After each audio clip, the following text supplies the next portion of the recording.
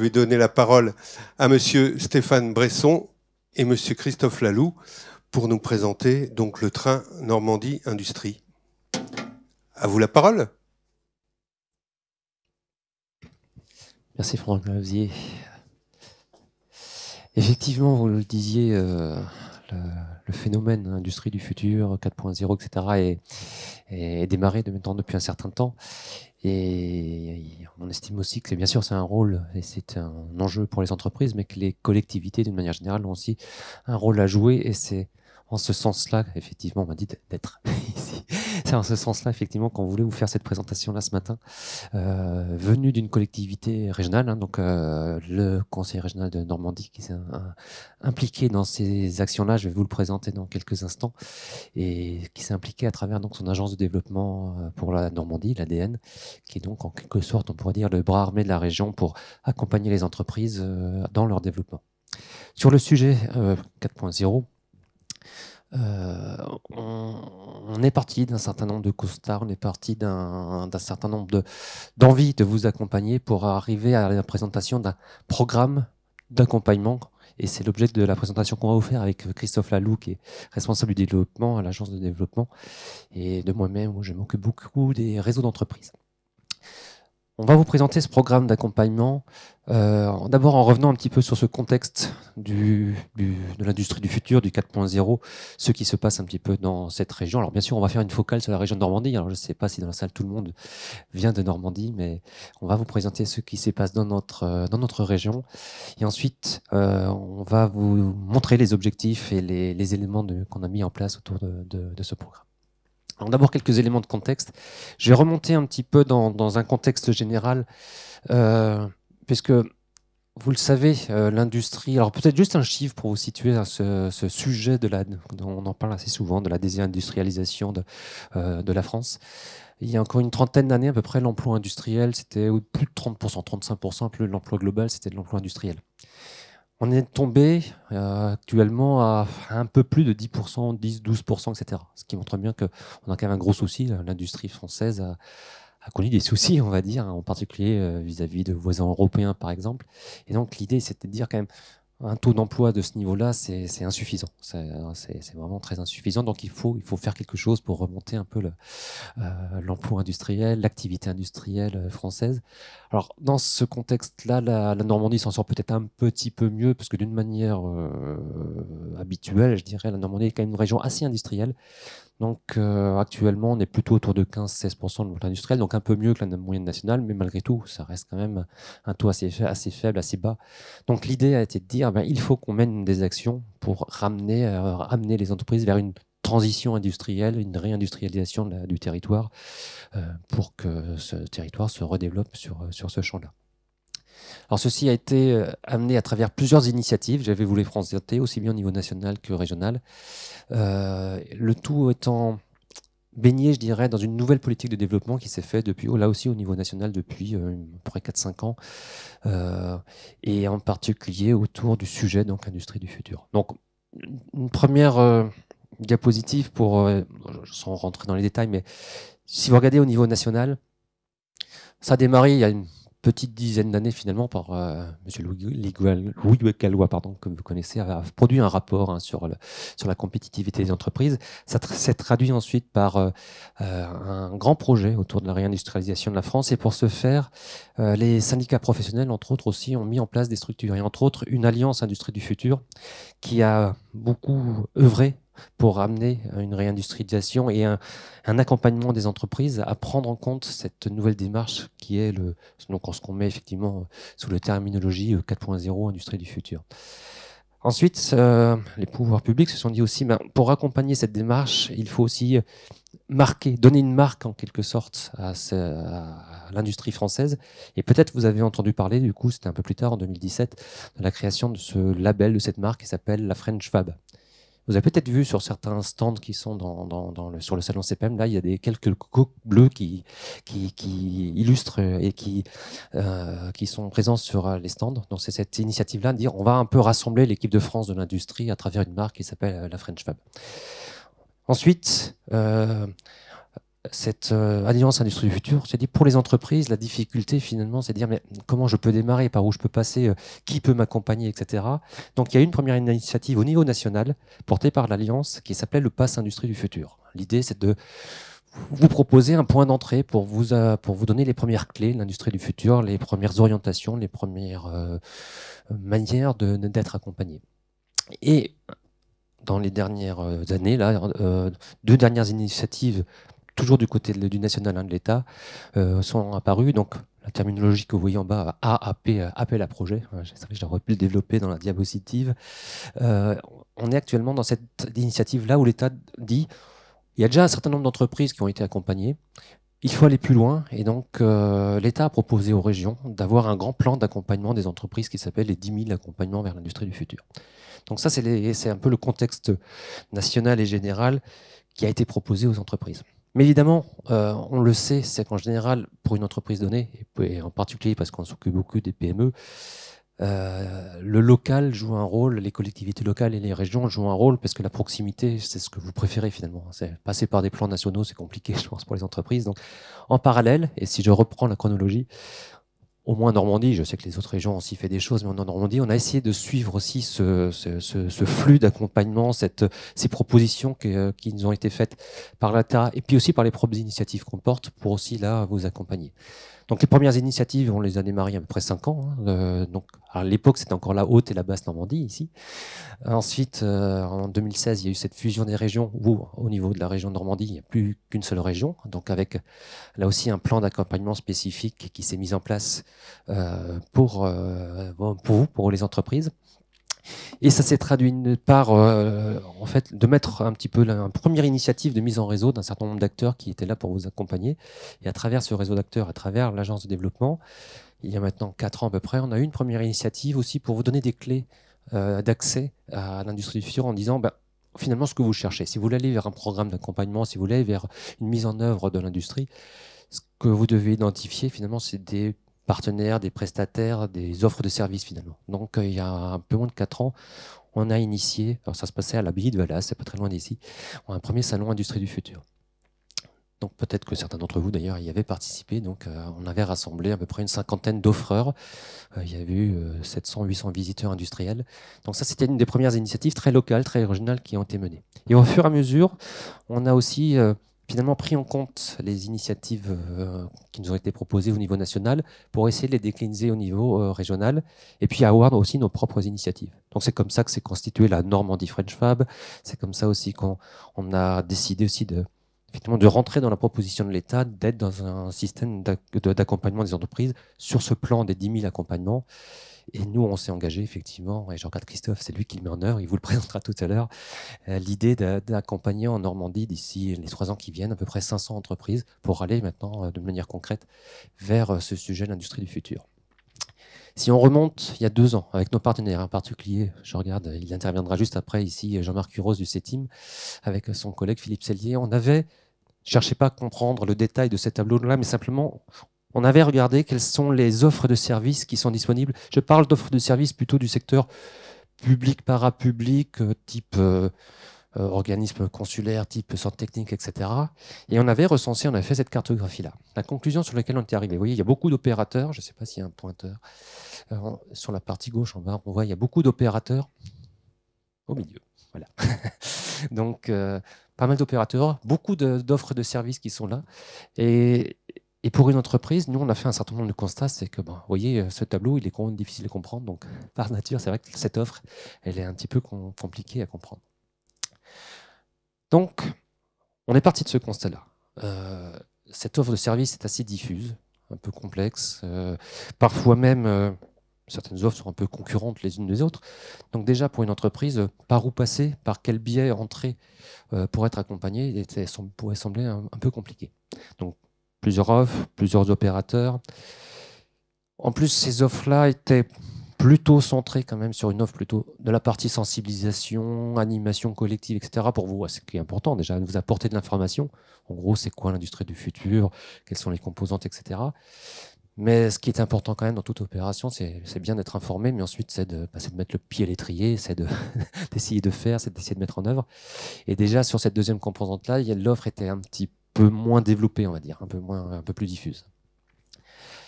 Ensuite, ce qu'on a constaté aussi, bon, c'est souvent le cas dans ce genre d'opération, mais c'est que les exemples, les bonnes pratiques qu'on pouvait mettre en avant, les exemples qu'on met en avant sont souvent quand même, pour l'instant encore, des exemples qui viennent plutôt d'entreprises assez structurées, voire de très grandes entreprises. Il y a un exemple, je vous ai parlé tout à l'heure de l'Alliance Industrie du Futur. L'Alliance a mis en place un label en France qui s'appelle le label Vitrine Industrie du Futur. On en a une dizaine en Normandie, par exemple. Si je vous en cite certaines, vous allez voir que effectivement, ce n'est pas forcément de la PME, quoi. Donc, si je vous parle de Schneider Electric, de Orano à Cherbourg, de Faurecia, de Renault, etc., c'est vrai que... Donc, ces exemples sont très, très intéressants. Les retours d'expérience sont très intéressants, mais là aussi, la difficulté de dire, même moi, pour une entreprise plus petite, pour une PME, j'ai pas les mêmes moyens, j'ai pas les mêmes perspectives, j'ai pas forcément les mêmes façons de faire. Donc, ces exemples-là sont intéressants, mais comment ils sont applicables? Donc, peut-être une deuxième difficulté de cette offre de service, c'est qu'elle s'appuie quand même beaucoup, pour l'instant, sur des retours d'expérience d'entreprises plutôt grosses. Et puis, je voulais présenter un petit peu en détail tout à l'heure. C'est vrai que finalement, ce qu'on a essayé de faire dans un premier temps, c'est beaucoup de décliner des opérations qui viennent du national pour essayer de les faire en région. Or, on sait bien qu'il y a quand même des spécificités fortes à chaque région, et bien sûr, en particulier en Normandie. Et donc, c'était un troisième constat de dire aussi, cette offre de service, pour l'instant, elle était compliquée à comprendre. Donc, pour une PME, difficile de rentrer dedans, donc visibilité, lisibilité assez réduite pour une entreprise. Et puis, par où passer? C'était ce problème un peu habituel qu'on appelle de guichet unique. Finalement, il n'y avait pas vraiment de guichet unique pour rentrer dans des dispositifs industrie du futur. Donc, ce qu'on en a tiré comme constat, assez évident quand même, c'est qu'au final, les projets de PME étaient encore assez réduits. On n'avait pas un nombre très développé. En revanche, dans ce constat qu'on a quand même pu faire, dans ce que je vous ai présenté du tableau là, avec l'offre des opérateurs, on se rend compte qu'il y a une vraie envie, par contre, dans un certain nombre d'organismes qui sont à votre service, hein, ces entreprises, ces organismes qui sont là pour vous. Donc, encore une fois, j'en cite certains, hein, Chambre de commerce, UMM, Centre technique, Captronics, CETIM. C'est une liste que je ne donne pas au hasard, on y reviendra dans quel moment. Ce réseau-là existe, par contre. Ces acteurs-là sont à votre service et ont envie de vous apporter du service et, si possible, de vous l'apporter ensemble. Ça, c'est un constat aussi qu'on a pu faire. Il y a cette volonté de travailler en réseau. Donc, ça, c'est plutôt une opportunité à saisir. Et puis, on a aussi constaté que finalement, on avait mis nous-mêmes en place un certain nombre de guichets. Les formats guichets uniques, finalement, fonctionnent. Donc, ça a été fait, c'est vrai que c'est notre rôle, sur tout ce qui est aide aux entreprises, hein, vous savez, avance remboursable, subvention, etc. Ce guichet-là et ces agences qui l'opèrent fonctionnent et fonctionnent bien. On a aussi mis avec un certain nombre de partenaires un autre guichet sur un sujet particulier qui est l'export, entre autres avec Business France, avec le réseau consulaire, avec la BPI. Ce guichet-là aussi fonctionne bien. On a un nombre de projets qui augmente hein, de mois en mois avec un nombre assez significatif. Donc le format guichet fonctionnait bien. Comme je vous l'ai dit, l'État nous demandait d'aller vers un nombre assez important d'accompagnement d'entreprises. On s'est engagé sur les 3 ans qui viennent, je le répète, vers 500 entreprises PME, PME. Donc tout ça nous a incité finalement à construire cette notion de guichet unique, mais cette fois-ci pour l'industrie du futur, pour l'accompagnement, pour votre accompagnement vers ce sujet-là. Donc c'est ce qu'on a fait, c'est ce qu'on vous propose de vous présenter ce matin. Et on l'a fait en se disant, souvent dans le sujet industrie du futur, ça sera présenté tout à l'heure par Jean-Marc Huros du CETIM, il y a souvent une forme de synonymie qui est faite entre industrie du futur 4.0 et digital. Or non, l'industrie du futur, je crois que Jean-Marc, tu vas vraiment développer ça, ce n'est pas ramener digital. Et on se dit que l'industrie du futur, c'est plutôt ramener à 6 leviers sur lesquels on a envie de travailler d'une manière assez forte. Vous les avez affichés. Je crois qu'une des priorités pour l'instant de vos entreprises, nous on l'entend hein, souvent, c'est d'abord les problématiques des gens, des compétences, des ressources humaines. Vous émettez tous des problématiques, par exemple de recrutement, etc. Donc un des sujets majeurs pour l'instant est plutôt la problématique des ressources humaines finalement que le digital. Le digital finalement arrive un peu plus tard dans l'affaire. Il y a d'autres axes. Par exemple, j'assistais hier après-midi à la conférence sur la transition énergétique. On voit bien qu'il y a vraiment des sujets à développer en termes d'économie, en termes de mobilisation de moyens, en termes autour de la transition énergétique. Donc c'est vrai que c'est un autre sujet qui est intéressant. Et chacun de ces leviers-là, finalement, contribue à la compétitivité de l'entreprise. Et c'est en agissant plus globalement possible et de manière un peu systématique autour de tout ça, que finalement on va pouvoir vous emmener vers cette industrie du futur. Donc on a décidé de s'appuyer sur ces axes de travail-là. Et puis, et j'en finirai là, je laisserai ensuite Christophe montrer de manière opérationnelle ce qu'on vous propose. On s'est dit, on va prendre, vous vous rappelez un peu ce tableau, un peu compliqué, je vous ai montré tout à l'heure. Ce tableau-là, on va le prendre et on va le constituer sous forme d'un catalogue de services à votre disposition, à votre service, à vous, pour que vous puissiez formaliser un projet global d'approche de l'industrie du futur, le mettre en œuvre, ce projet, et pour le mettre en œuvre, de pouvoir vous appuyer sur toute une gamme de services qui sont là, qui sont à votre disposition dans une région, mais que souvent, soit vous ne connaissez pas, soit vous ne savez pas trop comment y accéder ou par quel biais. C'est l'idée, c'est de vous faciliter, format guichet unique, l'accès à ce catalogue de services. Et on a juste pensé que ces services-là, ce n'est pas, même si le cœur du problème ou du sujet est effectivement votre accompagnement, comment mettre en œuvre l'industrie du futur, mais ça nécessite une étape quand même, c'est ce qu'on fait un peu ce matin, une étape aussi d'information, de sensibilisation, de vous donner d'abord une information préalable avant de vous lancer dans le dur, je dirais. Mais on s'est dit aussi qu'il y a un troisième axe qui est important pour nous, c'est qu'une fois que vous avez mis en œuvre un certain nombre de choses dans des projets, on souhaite aussi pouvoir les valoriser, ce que vous avez fait. Les résultats que vous avez acquis, il est important de pouvoir aussi les promouvoir, et en particulier les promouvoir vers d'autres entreprises, pour assurer un peu ce flux de partage d'informations, ce partage de retour d'expérience que vous pouvez avoir entre ces entreprises. Parce que c'est aussi un des fondements de notre proposition. C'est-à-dire finalement le meilleur ambassadeur pour une entreprise donnée, c'est un autre chef d'entreprise en général. Parce qu'en général, je crois que vous l'écoutez plus vos pairs plutôt que des collectivités, des institutionnels. Et donc, c'est ce qu'on souhaite aussi à travers de la promotion de vos résultats, de pouvoir vous montrer ce que font les autres en vous facilitant des visites d'entreprise, en facilitant des mises en réseau d'entreprise, etc. C'est l'objet du troisième axe qu'on a intitulé « Promouvoir et valoriser ». Alors concrètement, parce que je crois que c'est ce que vous souhaitez, avoir du concret. Et là, pour le concret, je passe la parole à Christophe. Merci Stéphane. Donc effectivement, comme Stéphane l'a expliqué, on a plein de bons joueurs, pour faire l'analogie avec le football, en région, des partenaires, des offreurs de services, qui ont envie d'aider les entreprises à grandir, à aller vers la transition industrielle. Et l'idée, c'est de les réunir effectivement sous la même bannière Normandie Industrie pour qu'ils jouent tous ensemble et qu'ils vous fassent bénéficier de leurs compétences et de leur accompagnement pour pouvoir vous accompagner vers cette transition industrielle. On parle en termes de fonctionnement, effectivement, un process. Alors le mot process doit prendre une valeur limite, mais en tout cas, l'idée, c'est de vous accompagner dans cette transformation.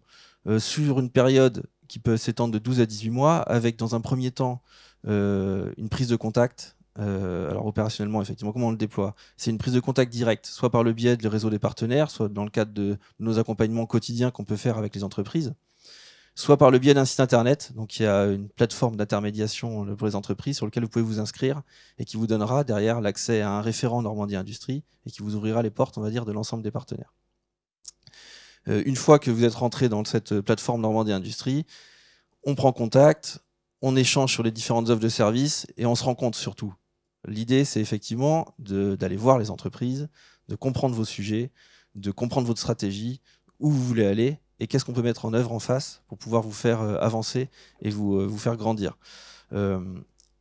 Les partenaires se mettent vraiment au service des entreprises pour pouvoir déployer l'offre en Normandie. Derrière, on rencontre l'entreprise, on définit avec elle. Alors, on a un outil là, qui a été construit par l'Alliance Industrie du Futur qui est assez intéressant, qui est l'indice Industrie du Futur. Ça vous permet de mesurer de la même façon qu'il y a les niveaux de maturité pour les projets d'innovation. Là, c'est le niveau de maturité de votre transformation industrielle, donc votre niveau de maturité 4.0, on va dire.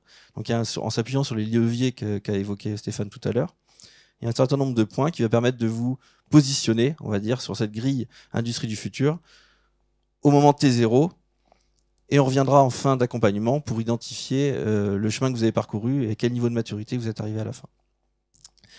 Donc le premier rendez-vous permettra de qualifier l'ensemble du besoin, d'identifier les partenaires qui peuvent vous accompagner, de calculer cet indice Industrie du Futur et de définir avec vous, de co-construire une feuille de route.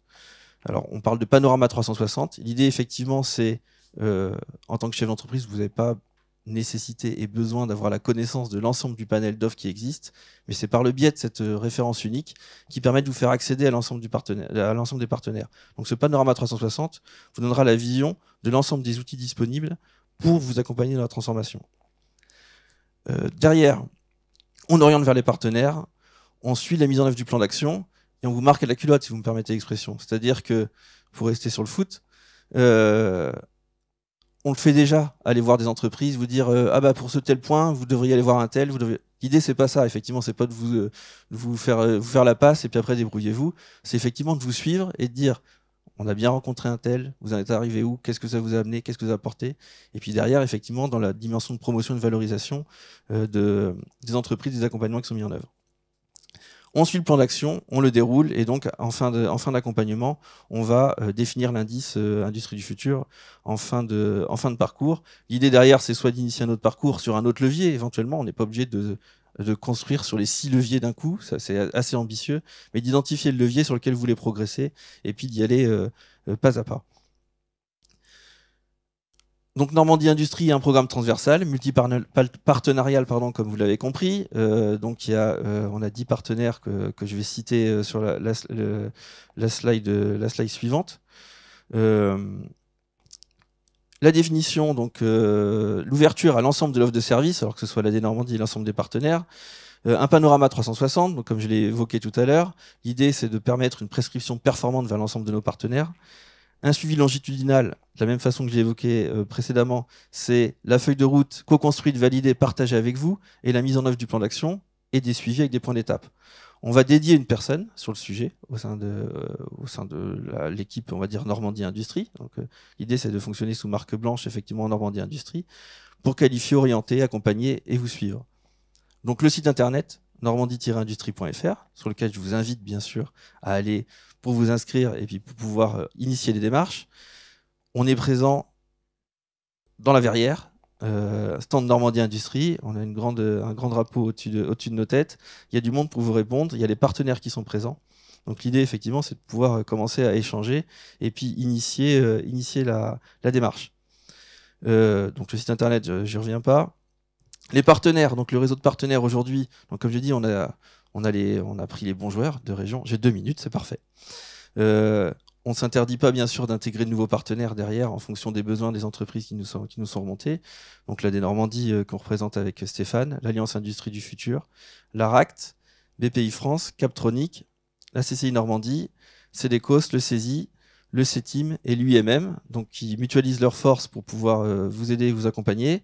On s'appuiera bien sûr sur les pôles, les filières, les associations de filières, les clusters en région, qui sont un panel et qui vous regroupent sous une bannière également forte pour pouvoir attaquer les différents marchés sur lesquels vous souhaitez vous développer. Et puis donc l'indicateur, indice de maturité industrie du futur que j'ai évoqué tout à l'heure.